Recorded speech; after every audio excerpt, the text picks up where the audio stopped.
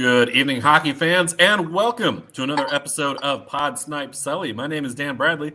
Alongside me tonight, we got HP back in the building while Joel is stuck in traffic on Lakeshore Drive. HP, good to see you, buddy. Good to see you too, DB, and happy birthday tomorrow to you, by the way. Thank you. You're very Thank welcome. you. Yeah, getting another year older tomorrow, so you know how that goes. Well, I love to say, I know. It sucks getting older. The knees start to hurt, left knee problems, the back goes out. Yeah. Left knee problems. That's a reference I have not heard in a long time. I am so glad you threw that into the show. I say that every once in a while to myself, and even my right knee will start hurting. I go, left knee problems. Yep, that's how she goes. You are on the road, joining us there, and my dad chiming in saying hi to you and happy birthday to me, Doug. So shout out to my dad. HP, where are you on the road today? I am currently just outside Indianapolis, Indiana. Okay. I'm coming live from the bunk of my truck. I could give just a small tour. By all means, go ahead over there. If that's not an inconvenience. No, just some clothes over there, a little closet behind me, and then I'm sitting on my bed. So there you go. Nothing fancy, but she gets the job done. Absolutely. Out on a run and making that money too. So that's right. Trying to make some money and talk some hockey. So. Well, I'm really glad that you're here for this first segment because we wanted to talk about the Frozen Four in Quinnipiac. The Bobcats are your national champions. Unfortunately, you're trying to make me cry right away? Knowing that you're a Gopher fan, I, of course, was rooting for the Gophers as well. That was a very, very good Quinnipiac team that battled back down 2-0 against the Gophers, tied things up, and then won 10 seconds into overtime. HP, what are your takeaways from that national championship game? The first of all, I missed the goal, the game winner, because I was out watching it with my brother-in-law in Dinkytown on the UFM campus, and went downstairs to use the restroom and came back up 30 seconds later, and everybody had their heads in their hands. So that was at least I missed that, but. Yeah, Quinnipiac just played a hell of a second half of the second period and second half of the game, really. I mean, they were attacking on all levels, and the Gophers just sat back on their heels and almost let it happen. And it felt like a Jacques Lemaire Wild game. It did, yeah. I mean, the Gophers couldn't do anything in the third period. They'd chip it out of their zone, live to fight another day, and I mean, it was only a matter of time before Quinnipiac pulled close or pulled close and got the job done. I mean, and not scoring on an empty net on a 6-on-4 is just crushing. Yeah, Minnesota Wild Top jumping in to say, "What's up, boys? What's up, man? Wild Top." Yeah, the Gophers really, like, the second half of the game. Just it was like we're gonna try and neutral zone trap, but it was almost like they were doing it at their own blue line, really, and just saying, take half the ice, and not really trying to play to their strength, which was their offensive, the puck control in the offensive zone. I mean, yeah, the Nyes, Cooley, and Snuggerud, I mean, they couldn't do anything. They didn't do anything in the last half of the game. The first period, it looked like they were going to beat them 6-0. I mean, they were all over them, testing their goaltender and just looking like a dang good hockey team like they had all year. And then, they sat back and let it come to them. And that's not what you want to do in a national title game. Don't let the game come to you. Take control of the game. And they didn't do that. I don't think I've ever seen anybody more snake bit throughout an NCAA hockey tournament than Jimmy Snuggerud. Oh, I mean, that guy hit how many different posts just in the Frozen Four alone, but throughout the tournament, he couldn't buy a goal. And I feel so bad for the guy because he was trying to get everything on net he could and just couldn't get the shots to fall. And credit to Quinnipiac as well for having not only the game plan to shut down Minnesota in the championship, but shutting down a very, very good Michigan team as well that I think a lot of people were expecting to win that game, the Quinnipiac-Michigan game. A lot of people were thinking Michigan was going to win that one, and Quinnipiac didn't just beat them, but beat them pretty handily at their own game. I know. I was kind of rooting for Michigan because I think if the Gophers played Michigan again, they were going to beat them because they knew what they were going to deal with, and they were going to be pissed off that they lost. In their own barn, Big Ten title game, they're going to be pissed off, come out and just pound them into the ground. But they got Quinnipiac, who they had never seen all year, didn't know what to expect, and that was just hard to watch. Yeah, that was a tough one. Hats off to Quinnipiac. Congratulations on the championship. Yes, absolutely. That one is going to sting for a while here for Minnesota sports fans. Yet another heartbreak you can add to the list for Minnesota sports fans. On the opposite end of the spectrum, from a city and state that doesn't win championships to one that does, Boston. The Bruins making history with their 63rd win of the season.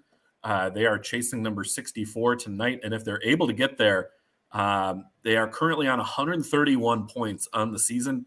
The NHL single season record for team points is 132. HP, I guess the first question I want to ask for you right off the rip is Boston playing the Washington Capitals tonight. They're about halfway through the first period, no score there. Does 1A, does Boston get it? 1B, if they get it, do they get it tonight? I think they get it. Who are they playing the second game? Great question. Let me look that up here. Or their last game. I do think they get it. Final game is against. Oh yeah, they'll get it. Montreal. Oh yeah, they'll get it for sure. I would be willing to bet they win both games and break the record by math is hard. 3 5 points. 4 5 points. 3 points. Thank you. 3 points. Yep. 3 points. Yeah, I mean the Capitals, are they in a playoff spot? I again on the road have no stats. Excuse me, they are not. They have been eliminated. I mean, they have been. Come on. Correct, they're out. They are 11 points back at Pittsburgh. Wings. So, yep. Wow, I didn't realize they were that low. I haven't been paying attention to the Eastern Conference standings at all. So yeah, it's 2-6-2 over their last 10 for the Caps. Things have just kind of derailed there a bit. Yeah, I think they'll get it tonight. I mean, against the struggling Capitals team, and then Montreal, who's firmly in the basement. They're in the Bedard sweepstakes, are they not? They kind of are. They're not quite down as far as Anaheim and Chicago and Columbus, but they're down there, and they're in the lottery. I know there's the new lottery rules about you can't win the top overall pick in like back-to-back years or something like that. Okay. But they could still potentially they could move up to 2. I think is how that would work. Yeah, that makes sense. Okay, but they're down there, so yeah. But I could also see Boston resting a bunch of starters their last game against Montreal. Yeah, I think if Boston gets it tonight, they'll rest everybody pretty much, Yeah. And to the organization's credit, the Providence Bruins in the AHL are also looking really good for playoff positioning. In fact, let me get their standings up here while I think of it. But Providence is one of those teams that at the AHL this year, they were in first place in the division for most of the stretch. I think they are currently in second. Yeah. So they are 1 point behind the Hershey Bears, who are also very good. But, looking at the league as a whole, Providence has 94 points. They're 4th in the AHL. So they're up there. They're up there. They're a good team. They could pull some guys up and rest, but I think with Providence looking to try and catch Hershey and get home ice through the first couple rounds of the playoffs there, they might not necessarily want to call guys up, but I have to think that Boston would go no Bergeron, no Pasternak, no Marchand, no McAvoy, sit Allmark. But then how many of those guys can you even call up from the AHL in those positions to try and make that work? They might send them out there and tell them just don't get hurt. Yeah, don't play stupid. It's the Canadians. You don't need to finish that extra check. But that's what I would tell them. But I'm not a coach, so. Yeah.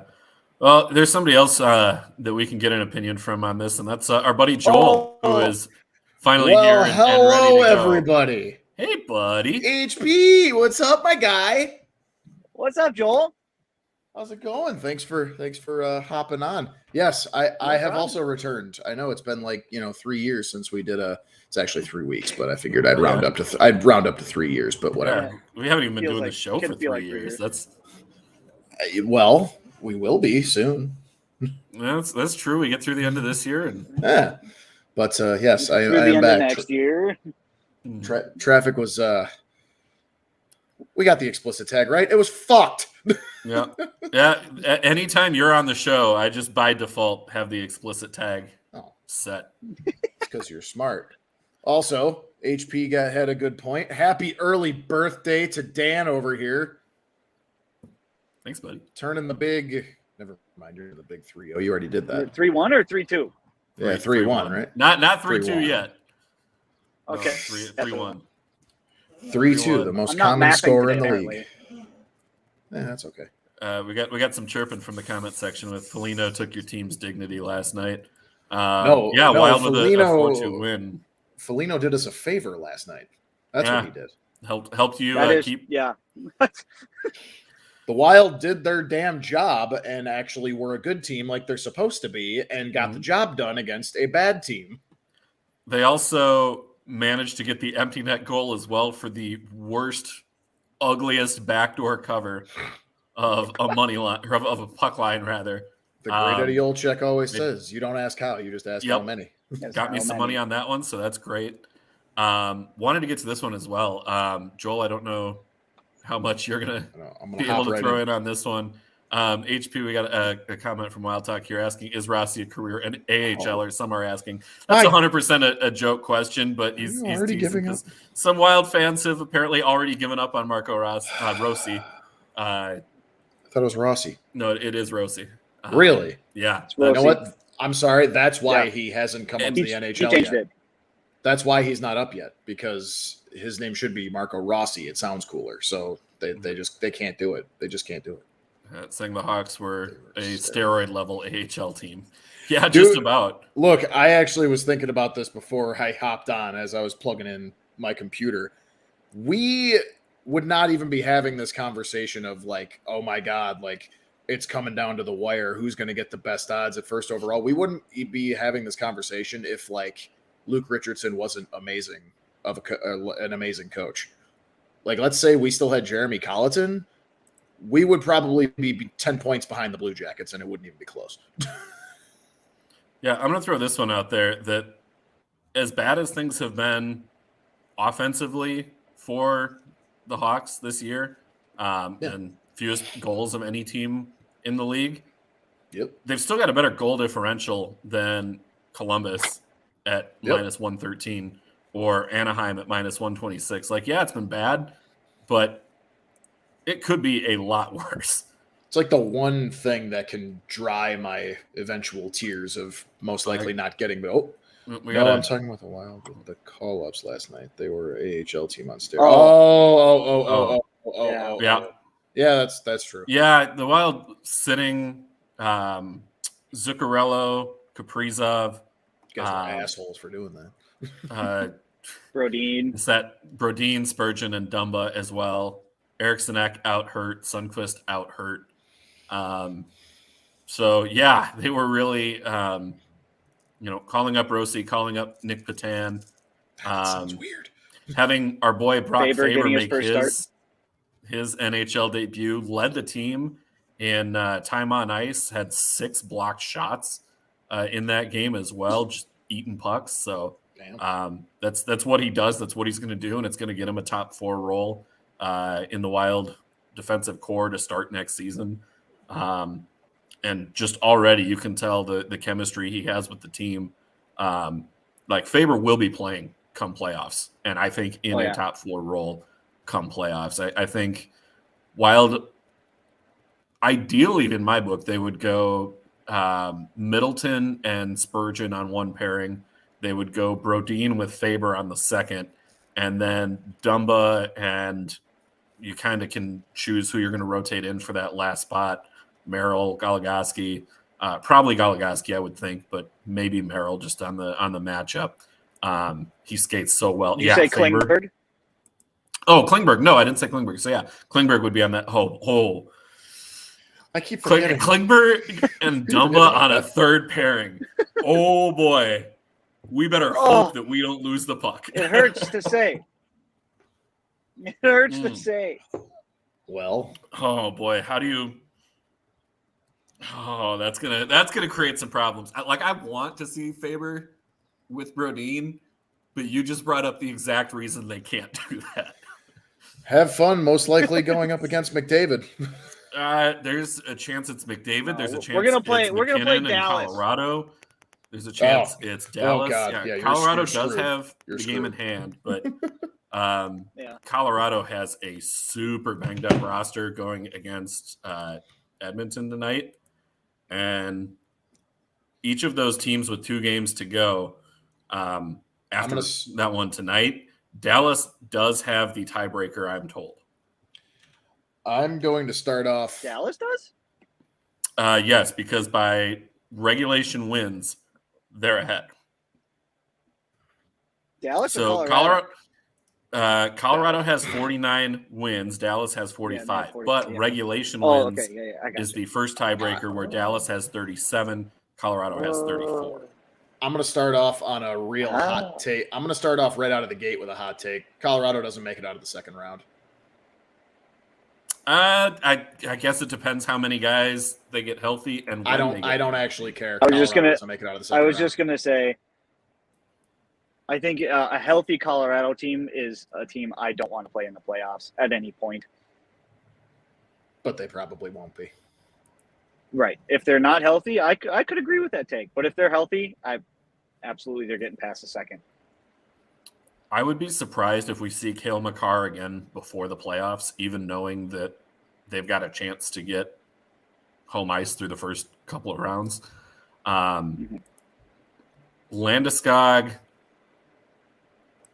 doubtful, I would say, that he is even back for the playoffs at all at this point. But they did get Bowen Byron back today. Lehkonen is close.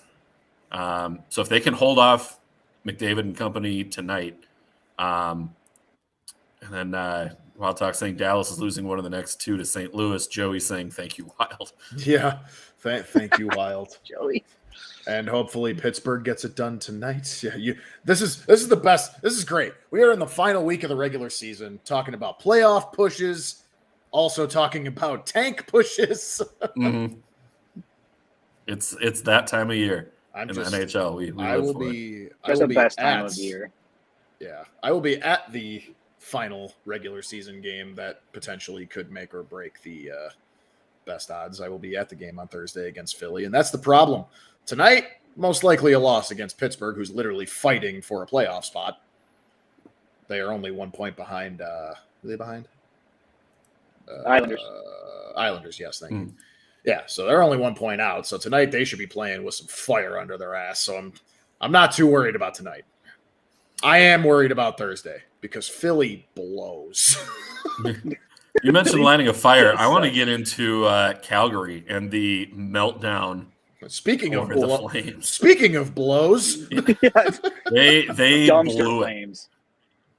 They have completely fallen apart. They were eliminated last night in spectacular fashion, picking up the loser point in the shootout, but sending out Nick Ritchie, of all people, to take the shootout attempt to keep the season alive, hope for the postseason.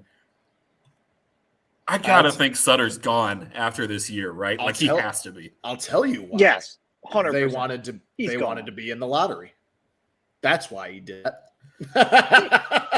They realized what was going on, and they were like, "Well, if it's come down to tonight, and we still got 2 more games left for them, right? Even if they're in the lottery, though, with where they're at point wise, they won't be able to move up enough to get the number 1. Well, no, it's that far back. They can only move up 10 spots. No, but you're going to be in the top 15, or potentially, depending on how the lottery falls, the top 10 of the deepest draft we've seen in years. True. Would you want that as a Calgary team that was absolutely mid as all hell, or would you rather have snuck into the playoffs and literally gotten probably swept in the first round. I just would have liked to see if they could have made it work. It wouldn't have worked out points-wise, barring something collapsing with Vegas over the next 2 games. But a Battle of Alberta in the first round with a Calgary team that just got back and an Edmonton team. Like, it was so fun last year. I wanted to see it again. It was fun last year. I totally agree. But this year, like, it obviously knowing now what we do know and what we have seen of Calgary, that wouldn't have been a series. McDavid would have put up 10 goals in one series. You put the money on the over in every game and sit back and watch the money roll in, because Markstrom cannot stop a beach ball. That's fair. And for all of the goals that they have scored this year, Edmonton has given up 257, which is more than anybody else in playoff position in the Pacific. Now, jokes aside, obviously Calgary did suck. Just very underwhelming. But jokes aside, I have a stat for you about the Flames this year, which maybe could have potentially swung. Oh, I know this one. I know this stat. This is hilarious to me. Yes. I don't think I know this one. So the Calgary Flames this year have 16 overtime and shootout losses. So 16 one-goal games, but overtime and or shootout losses. That's amazingly. That's a lot. That's insane. That wasn't actually 17 after last night. Oh, right. Yes. But the stat that I thought you were going with, and this might be my favorite stat from the entire season, Calgary went 0-3 against the Chicago Blackhawks. Oh, yeah. Who absolutely, and there's the reaction. I forgot about that. Yes. Yeah, I love that so much. I didn't know that. The only season series sweep the Blackhawks had in their favor. And yeah, no, I mean, you're right. Like the way they had trekked, like they started to get hot and kind of got themselves into this position where, last night was like, okay, well, make or break, but we're still in it. But before that, they got hot, started kind of losing a bit, then lost to us. Oh, and they also, I forget about right before the loss to us, they got blown out by the Kings. By the way, with Chicago being tied right now for points with Columbus in the Bedard sweepstakes, those 6 points, there's a chance that comes back to hurt Chicago. Oh, yeah. I know. However, they lost 3 games to the Blackhawks this year, and they're going to end up missing the playoffs by like 2 points. Yep. Exactly. That's brutal. Sutter. That's got to cost Sutter his job right there. Did you hear Bruce Sutter is actually putting Nick Ritchie in? I think Calgary is ass. Yeah. They really blew it this year, and especially after going big on the Huberdeau trade. Yeah, the big ass trade in the offseason, which Florida is currently laughing all the way to the bank right now off that trade. Yep, they brought in Mackenzie Weegar. They brought in Jonathan Huberdeau, another player and another pick. Also lost Johnny Gaudreau to Columbus, which, oh boy, did that backfire for Columbus. But objectively hysterical. The objectively Kadri tanking. signing did not work out, and those guys are both locked up for Kadri for 6 more years and Huberdeau for 7 after this one. And Huberdeau just turned 31, if I'm so mistaken, if I saw this right, Huberdeau is going to be 38 when his contract is up, and Kadri is going to be 37. It's that or it's the other way around. Huberdeau, I could see at least still producing well enough for you well into that contract. I don't know if I see Kadri doing that. Kadri doesn't seem like the play. Kadri plays hard. He's physical.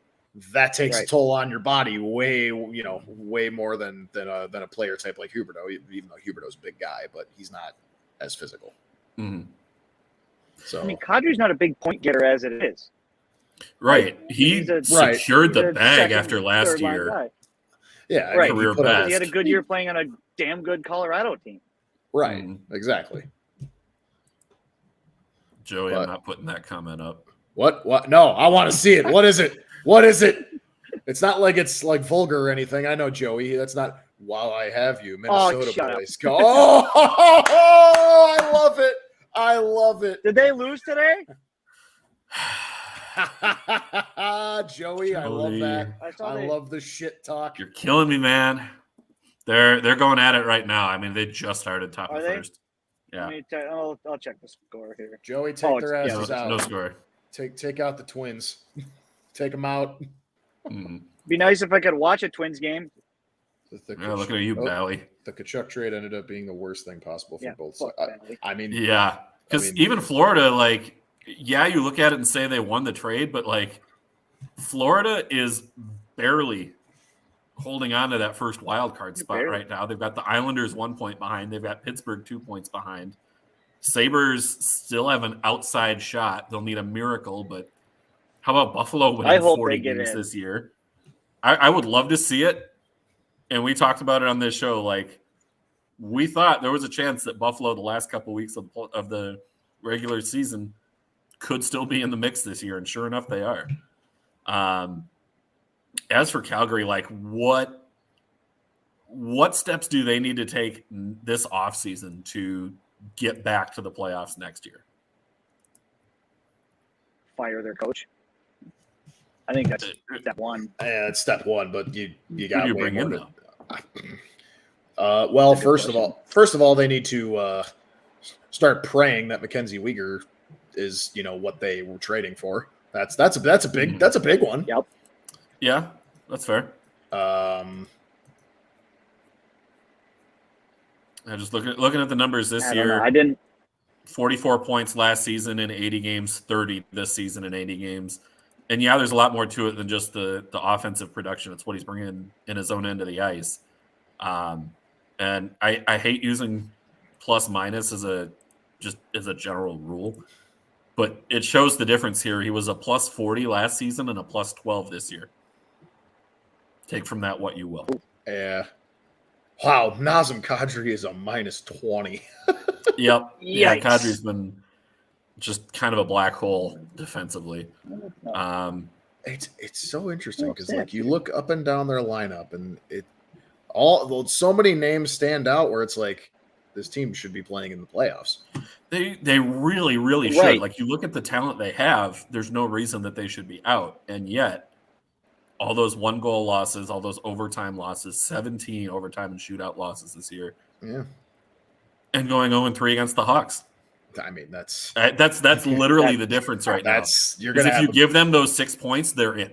You're going to have a bad time. I mean, that was a big thing I listened to on, I think it was the 32 Thoughts podcast. Like, that was one of their biggest issues, why you see the 17 overtime / shootout losses. Like, they were slow out of the gate in, almost every game.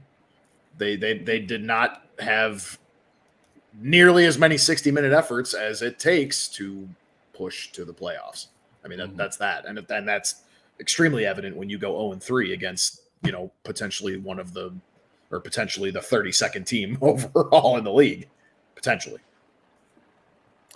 Let's move into Wednesday night picks here before we get too far away with things on I'm over 500. Let's go. I went 3-0 the first week we were off. No, you were 2-1. I was 3-0. I just went back and checked. You were the 2-1. The first week we took off, I went 3-0 because I want to parlay off of it. You know what? We did this for 3 weeks, and I only counted 2 of those weeks. So you're what right. Because I didn't get last week's episode, I just got the 2 that we put on Twitter. So, so please hold. I'll put up the first game here. All right. Go back and get our picks from that show. Well, also while you figure that out, I apologize for your guys' loss. Our loss? Yeah, in the Frozen 4 championship. Oh yeah, he's back now and wants to chirp. Of course. Hurts.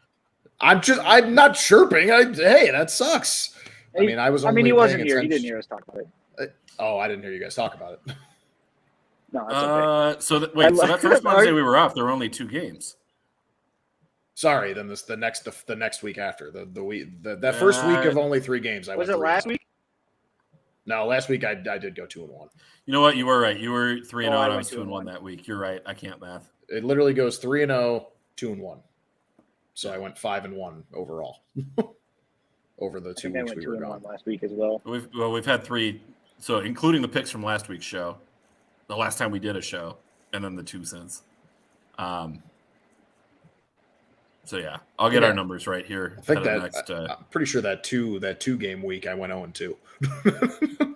Yeah, because that one, and I just had that up, was the come on, why are you doing this?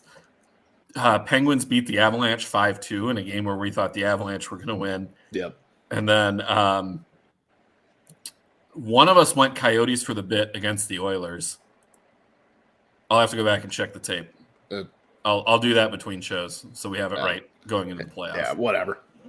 But, on to our last. To get the scoreboard back up here, though, Joel, neither one of us at 500 this season, but that's all right. Joel and HP back over 500 all time. 80 so, wins. I'm just happy to be over 500. The 80 win total has been crossed. Wednesday night, Montreal Canadiens plus 1.5 goals. Build it up, man. This is the last Wednesday night pick of the regular season of 2023 to 2022. Sure is. Montreal Canadiens plus 1.5 goals. It's been a while since we've seen Montreal on a Wednesday night pick segment. Yeah. At the New York Islanders, minus 1.5 goals at minus 130. That would be their last. Is that both of their last game of the season? No, I think they've each got one more. Yeah. No, it is regular plays. finale for the Islanders. Montreal will have one more. Let me check and see. Against the Bruins on a back-to-back. Oh, that's right. Yep. All right. So Thursday. Montreal's. So it's not Montreal's final. It is the Islanders' final, and simply for that. I take that back because Islanders absolutely need 2 points tomorrow. They need 2 their points. playoff hopes They alive. haven't. Yep, they haven't clinched yet. I thought they did. Which is why I didn't want to just put. And Pittsburgh playing tonight, and yeah, knock on wood, they should pass. Away, they should pass the Islanders tonight. So, knock on wood. Yeah, the money line for that game tomorrow is Islanders minus 345. So that's why we moved it to the puck line here. No, I get that.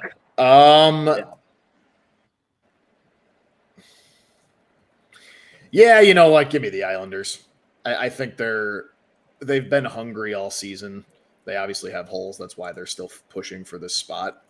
They've been hungry. I think they come out and they just go nuts. And I'm not saying, like a 6-1 win or anything, but 4-2 off an empty netter type of deal, 4-1 maybe. Yeah, give me the Islanders.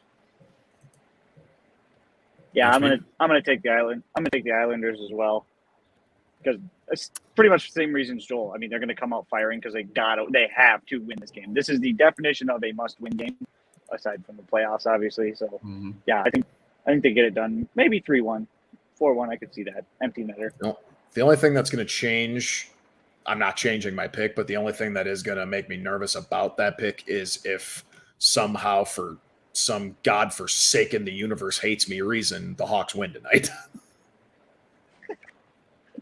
Then I could actually see, the Islanders being like, well, now I don't really know if we need it. Well, they'll still need it because they've also but they're trying to get ahead of Florida and not have to play Boston in the first round either. That's fair. And Pittsburgh plays Columbus on Thursday for their last game. So take that for what it's worth. So yeah, Pittsburgh's money. Oh God, I really hope Pittsburgh can win tonight, and then the Islanders actually end up losing tomorrow, and then basically all hope is lost, and Pittsburgh can just sit everybody against Columbus. I'm going to take the Islanders on the money line, but I'm going to take the Canadiens on the puck line. Here's the big deciding factor for me that definitely makes really sense. Is a surprise. On the season, the Islanders, who are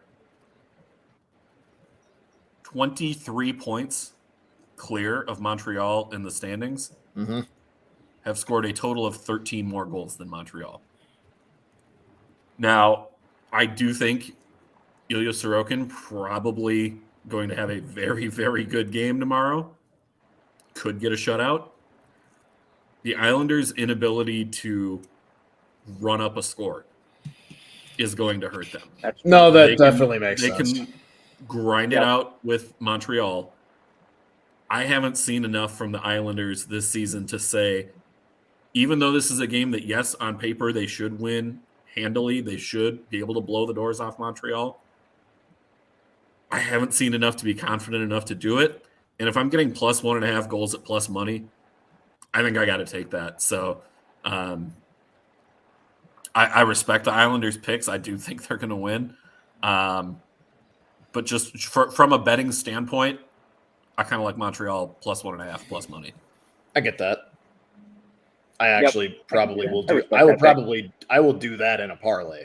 For picks, I'm not going to do it, but in a parlay tomorrow, I will absolutely do that. Second game, Dallas Stars at St. Louis Blues. This one is just a straight up money line pick.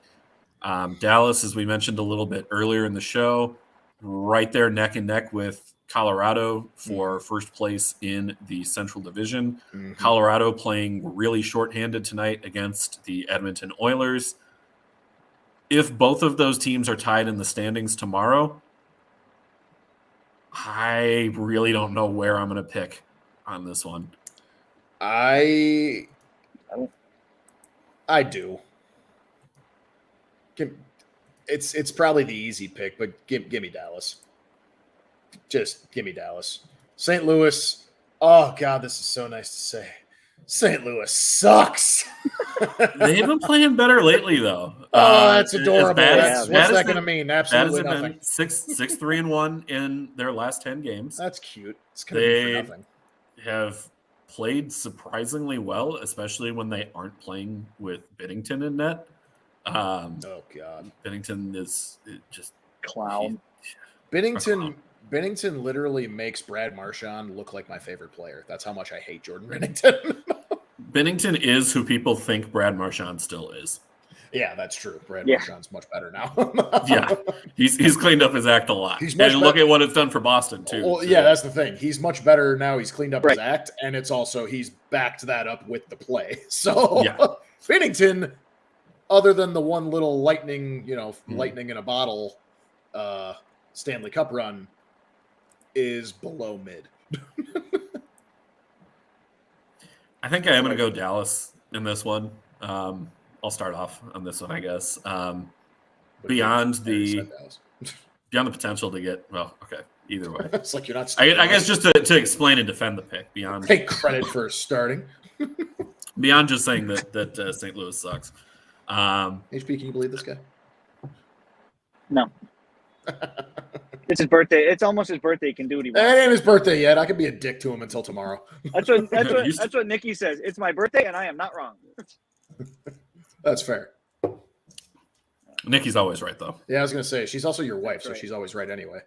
She's always right. Yeah, you best keep that. Nikki, you can cut this audio too if you need it. We'll clip it. We'll send it to you. Yeah. Do that after the show. Great. You're welcome. Yeah. What can I say? All right. HP, go ahead. Okay. My head says Dallas. My heart wants the Blues because if Dallas and Colorado are losing, then hang on. If let them get there. Dallas and Colorado are losing, then the Wild are in a better position if they keep winning. Right. So because the Wild are 2 points back of Dallas and Colorado. Right. And even if we only get the second, we get home ice. So I would rather have home ice and play Dallas, I'd rather have home ice and play whichever wild card team we get, Seattle or Winnipeg. I can't remember which one it would be. So I'm going to pick the Blues just because I want them to win. Sorry, Joel, not because I like the Blues. Because I'm with you, I don't like the whatever. Blues. If they win, it means nothing. it would be means nothing. It would be Winnipeg, by the way. Right. Because Seattle's already locked up. Okay. Well, they've locked up their spot, and with Calgary being eliminated, they've clinched wild card 1. Wild card 2 is either going to be Winnipeg. Oh, or I see. Oh, I want to see. Ooh, Oh, Winnipeg, okay. I wasn't looking at the standings, but Winnipeg Wild first round would be kind of fun. Yeah, It would be that's fun. one of those teams I just don't want to play in the first round. I really don't I know. think you'll have. It's- You will not have much trouble with them. You can See, you score. say It that. depends You on how can tonight score. goes. You can score more consistently. They The can't. Wild also have trouble with St. Louis, and that's a team that they shouldn't have trouble with, and yet they do. Right. Well, Last So, season. I- Last season, man. Just With all the injuries, I almost hope that it ends up being Wild Colorado in the first round, just in the hope that we can catch them while they're still shorthanded. yes. But if Colorado is healthy, like I want no business playing them. That's- Bring on I Dallas. was gonna say. Bring on Dallas, and winner keeps the North Stars jerseys. Yes. Thank you. Fuck Norm Green. all right. Joel, you don't get a say in this argument. That's fine. San Jose Sharks plus 1.5 goals at those Calgary Flames that we have kind of mocked relentlessly here on the show tonight. Calgary minus 1.5 at plus 100. HP, let's have you start this one off. Ooh, I don't know. This is like almost the toilet bowl because they both have literally nothing to play for. Or San Jose is in the Bedard conversation, yes? They Let me are. pull up my- So Oh, they're down there. Columbus is at 56. Chicago is at 56. Anaheim is at 58, and San Jose is at 60. So they're in the conversation, but unlikely they end up with the first pick. But they'll end up with a good one. Well, yeah, because we know Chicago's going to win the lottery. So Shut your whore mouth. I'm still not gonna rooting for happen. Anaheim to get them. I'm still rooting for Anaheim to get them. Even if we Bedard got- and Zegras on the same team even and on the if we same got- line would be I nuts. want it. I want I it so won't be bad. mad. If the NHL was smart in their marketing, come on. How does it get better than that? Growing the game in California. Let's see. That doesn't need it. Their fans suck. Tell me I'm wrong. Their fans, they literally, they got a Super Bowl last year, and their Super Bowl parade was maybe 150,000 people. Anaheim? That's pathetic. No, I'm saying California. Oh, California team fan bases are terrible because they're not actually fans. Oh, I see. Well, they have like 17 teams to choose from. Yeah, and none of them ever actually care. And it's pathetic, so don't give them good things. Go ahead, HP. Well, their attention could be, at the Yankees game or at the Dallas Cowboys game. You never know what you're going to get. Come on, somebody get that joke. Nobody? All right. I'm picking San Jose to cover. The old joke that, Yankees fans are Cowboys fans are like LA Dodgers fans. Oh, yeah. That's what I Lakers thought you were. fans. That's what I thought you meant. Yeah. Yeah. Okay. I'll take the Sharks plus 1.5. This one, it's like I have a heart pick. Obviously, they're 60 points to our 56. Like we're probably in good shape for the Sharks, so it really shouldn't matter. Who friggin' knows? We can win the next 2 games randomly and just completely shit ourselves. But anyway, I'm with HP. I'm gonna take San Jose to cover. Especially, minus 120. The Sharks can cover. Especially now, Calgary is dead and gone. They're just not gonna care. This you're right. This literally is the toilet bowl. Over under 1.5 points for Erik Karlsson tomorrow. 100 points on the season. First defenseman since Brian Leach to hit the 100-point mark. I'm going to take the over on that. Wow. Because over. Markstrom can't stop a beach ball, as Dan said earlier. So he doesn't even have to even be the sole reason the goal happens. He could just make a quick pass and be secondary assist 3 times tomorrow night, right? You don't know. He could, but this is Erik Karlsson we're talking about too. He's not just gonna not. No, 25 goals, 75 assists on the season. He's phenomenal. I'd take that over 1.5 points. Yep. Yeah, I'm gonna go Carlson over 1.5 points as well. However, I think just to be different from you guys, I'm gonna go Calgary. Yeah. So All right. I'll have two different from you guys. You guys went the same on all three picks here. So Did we? um, Oh yeah, we did. so yeah, both All right. both took San Jose. I took Calgary. We're all in on Dallas tomorrow night, and then I took Montreal while you guys both took the Islanders. So 2 minutes for roughing. We're going to do something a little bit different for this one. And instead of doing our usual 2 minutes for roughing, we're going to have all hands throwing hands because I want to talk about when will the NHL close the LTIR loophole. Because I think we're going to get some differing opinions on this one. Oh, I love completely this. forgot about this. I like how you're not putting a time limit on it either. Yep. We're not putting a time limit on this one. This is all hands throwing hands. This is an old school line brawl. For those who aren't familiar with the LTIR loophole, teams are allowed to put injured players on what is called long-term injured reserve, which is they know they're going to be out more than just a couple weeks. Usually it's months where you need somebody more than just a quick call-up to try and deal with their loss in the lineup. And when players are put on long-term injured reserve, teams are allowed to go over the salary cap in a way that is proportional to the value of the player's contract. So the first example we saw of this was a few years ago with the Chicago Blackhawks and Patrick Kane. Kane was injured. Chicago used his cap space at the deadline to bring in a few players and load up for a Stanley Cup run. Most notably Antoine Vermette. We saw the Tampa Bay Lightning do that a couple of years ago when Nikita Kucherov was hurt. It looks kind of optically like Vegas is doing that this year with Mark Stone, who is back and practicing this week. Glad that he's back. Glad that he's healthy and practicing. But he's been out for a few months with a mysterious back injury. We knew he had a back problem. We just didn't know what the actual real diagnosis of it was. We just knew it was a back injury. And back injuries are weird because unlike, you break your finger, okay, that's, you're out 3 weeks, then a week of rehab as you're learning to grab your lumbar.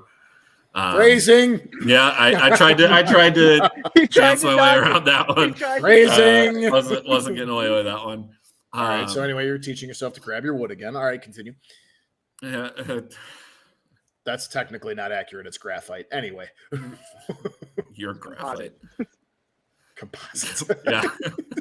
Yeah. Anyway, but my point being, with certain injuries, it takes this long to recover. With a back, it can be 2 weeks, it can be 2 months, it can be a career ender. So that's why I say mysterious there. But he's back and he's ready to go for the playoffs, and of course, Vegas being right at the top of the Pacific, getting back a star caliber player like Mark Stone, who I believe this was a similar situation last year as well, where he was hurt and then came back to play the Wild in the first round and missed the first game or two of that series, but then was back after that. It's something that has reportedly been discussed of closing this loophole. So I want to ask you guys, for starters, is this something that needs to be closed? And if so, how should the league address it? Joel, I want to start with you too, by the way, because you're kind of in favor of how they've done this. Yeah, no, it shouldn't be closed. I think the high level approach that I can at least give you here is if a GM or anyone in your front office is smart enough to play the game and figure out a way to make all of it work, you shouldn't be punished for that. And it shouldn't get taken away just because you figured out how to use it to your advantage in a slightly innovative way. I know it's not so innovative, like you said. Now it's, something the Blackhawks did back in 2013 or 2015. Tampa has done it now a couple of years in a row. Vegas now doing it. I have no problem with it. It is a sport. I get it, but it's also a business, and the business can have some gamesmanship in it as well. And if you're going to, there has to be some cunning and some creativity. It can't just simply be straight down the line, off the cuff, follow the rules. That's it. Suits, done. Like, let them have some fun. And it's fun to see this kind of little 40 chess match in the NHL, right? That's what this conversation has always been looped into, that phrase that I just threw out there, the 40 chess match. So I love it. Obviously, yes, I benefited from it. My team benefited from it. It was legit. I mean, he broke his collarbone. The collarbone, I think, was supposed to be I think they had said maybe 10 to 12 weeks recovery time, and he came back in about, I think it was 8. It was 7 or 8. I think it was around that. So it wasn't because that was also, wasn't it in the lockout shortened season, or was that 2015? This was 2015. Okay. Yeah. Because we picked it because as a result of that injury happening right around the deadline, that's just total crazy coincidence that freed up that cap space to then go sign the most sought after deadline, get at that time, which was Antoine Vermette. So we got him, or at least the most sought after center. But yeah, I mean, I'm totally fine with it. And in this case too, I think about it in another way. It's that gamesmanship and kind of that, look, you figured out how to play the game and you outsmarted the league that set this rule up in the first place. For one, there's nothing wrong with that. But for two, it's not like he's not actually injured. It's not like the players that we mentioned on the other teams, Tampa, Chicago, etc., weren't actually hurt. If you can do this, stash somebody on long-term IR, that's good for your team from a business perspective and an asset perspective, but it's also good for the player. Hey, man, look, you're hurt. You need whatever you need. With Kane, it was cut and dry. He broke his collarbone. But with Mark Stone, it's like you said, it's kind of like that weird mystery type, back injury where it's we don't really know what's wrong. Does it need a surgery? Does it just need some extra physical therapy type stuff? We don't really know what it is. So in that sense, that's really good for that's kind of doing the player, one of your star players, a solid. Hey, go get it figured out. And at the same time, we're helping you. We're helping the player, the human being. At the same time, now, as a result of that, we can now go take advantage on the business side of what that now frees up for us. So that's why I'm fine with it. I have no problem with it. HP, what do you think? I don't really have a problem with it either. I don't think I'm still trying to wrap my head around all the points that are floating in my head about it. So there's the point of players want to play, not necessarily through a big injury like that, but Mark Stone could have, or any player, one of those players, Mark Stone, Kane, whoever, could have come back 3 weeks ago for a playoff push. Why are they sitting out? Or a GM is not saying, hey, you're going to sit out for an extra 3 weeks even though you're healthy just so I can circumvent the cap or use the loophole. I mean, that player's going to want to play. It's not like they don't want to be around the team. So there's that aspect. Yeah, it like Joel said, it's a very smart business deal, whatever you want to call it. Just finding a way around that is incredible. And it's also, I mean, and I just know that if the Wild ever tried to do it, they'd get caught doing it. They'd get investigated because that's Minnesota sports. So there's that. That's not a real. The way that the Wild. What do you mean investigated? It's something you're allowed to do. The way that the Wild were one of 4 teams that got punished with the contracts that were legal at the time and then retroactively called as illegal. Exactly. The Roberto Luongo deal, the Parise Suter contracts, the Shea Weber deal, and then the Devils trying to sign Kovalchuk to a 17-year deal. Mother of God. Oh, yeah. That was a wild time in hockey history. Pretty sure the average career isn't even 17 years. No, not even close. Right? Yeah. Average career is 3.5, honestly, for NHL. I don't even think an average MLB player's career is 17 years. No, it's insane. There is no athlete in any professional sport that is worth a 17-year contract. No. Unless it's like golf where you can play, for 40 years. They don't even sign contracts though. Yeah, and there, yeah. So, but I mean, there it's more like you're signing a a like year a deal sponsor or or like whatever. a That's like sponsorship. you're gonna be the face of Adidas or whatever. Yeah. Right. So HP, Totally I different. have a counterpoint to one of your points, Yes. mentioning, the players obviously want to play. I agree. First of all, like they obviously, like, injury or not, like these guys are wired so much differently. Like Jonathan Taves specifically with his illness and everything. Like Right. if it Yeah. were fully 100% up to him, he would play if he was missing a leg. Like, these There's guys, literally nothing for Taves to be playing for right now, and he played last night against Minnesota. Yeah, and I mean that whole thing, we could have talked about it in this episode. We could just talk about it next because he's probably going to retire. He has been treating it. Oh yeah. These last few games that this is, and he even said he's like, I'm treating this now like last night against you guys, and then in Philly, and I'm going to be really, or I'm sorry, against Philly. I'm actually even more pumped now that I'm going to that game because it's most likely his last game, either in a Blackhawk sweater or just in the NHL. I think he's done for good. Yeah, I think so he's too. done. We can talk about that a little more on next week's show. But anyway, my counterpoint to HP's point with the players wanting to play, I agree, but at the same time, you need to take into account that the head coach and subsequently or indirectly the GM also save the players from themselves, right? Oh, So yeah. like that's what I'm saying. That's kind of my thing. Like, Yeah. the long-term IR isn't simply just like, hey, let's convince you to like maybe there's some convincing, but at the same time, it's like, look, dude, you're not feeling so hot. There's an injury that's maybe nagging. Can you play? Sure. But should you risk long-term injury to yourself? Probably not. Even if we're playing for a playoff spot, let's do this instead. So it's one of those like saving them from themselves type of thing. Yeah, I think it's one of those where we need the rule of some sort of relief for a team that goes through an injury to a star player. Like there has to be some level of relief there. The question for me though is at what point is it abusing the system?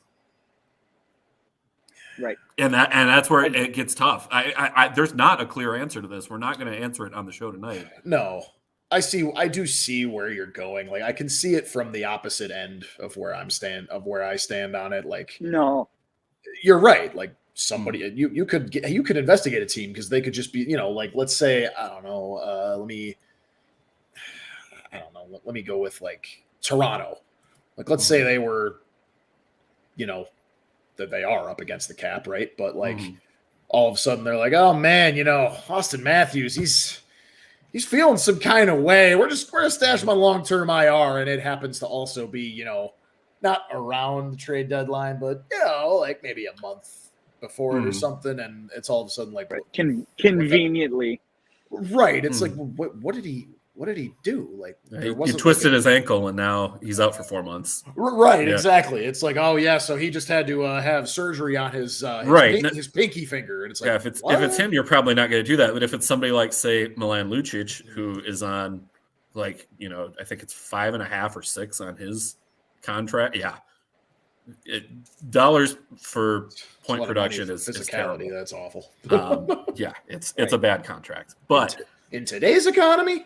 Yeah. So like there are some players who late in their career are signed to big dollar value contracts where it would be beneficial to say, hey, take a seat for a couple months here. We're going to move you to LTIR. Yeah. I do think the league is going to do something to try and clarify the language this offseason. But I don't know what that looks like. Because I agree with Joel that there has to be something there for the teams. I just don't know how. I agree with that too. I agree with that too. Let these business guys that are the front offices of all these teams, like they got to have some fun too.